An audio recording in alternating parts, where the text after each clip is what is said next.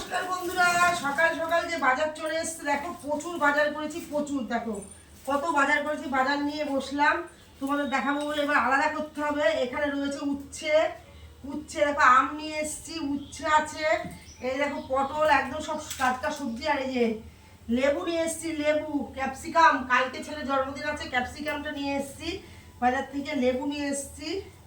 এই যে 5টা লেবু 10 টাকা দাম, খুব কম দামে লেবুটা পেয়েছি।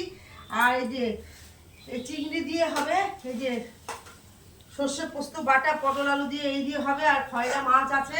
তা বন্ধুরা, এইখানে দেখো পান পাতার মধ্যে একটা পাতা বাটা আছে, পাতা বাঁধা আছে আর কি। তোমরা কি জানো এটা কি? এইটা আমি তোমাদের একটু বলে দিই।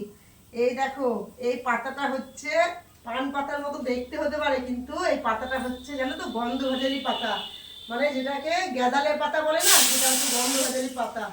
তা বন্ধুরা, ভাত একদিকে বসিয়ে দিয়েছি, হয়ে গেছে, একদিকে ডাল হচ্ছে, আর হচ্ছে এই পাতাটা বাটা করব আজকে, উচ্ছে আলু এই সমস্ত কিছু দিয়ে করব। তা বন্ধুরা, কারা কারা এই পাতাটা কারা কারা চেনো আমাকে বলতে ভুলো না, কারা কারা এই পাতাটা চেনো আমাকে অবশ্যই একটুখানি কমেন্টে বলো কেমন। আর এই যে এটা কি গাছ বলো তো, এটা কি শাক? এটা হচ্ছে কুমড়ো শাক। আমি বাড়িতে গাছে লাগিয়েছি, এখনো হয়নি। তা বন্ধুরা, আমি এবার এগুলোকে একটা একটা করে সব বেছে সাইজ করে নেবো, তারপর রান্না করব।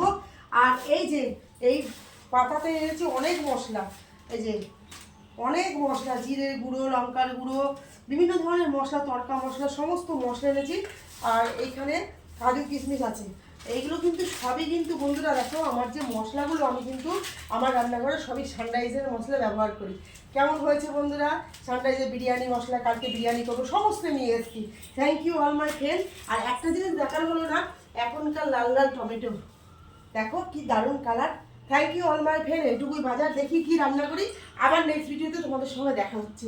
টাটা।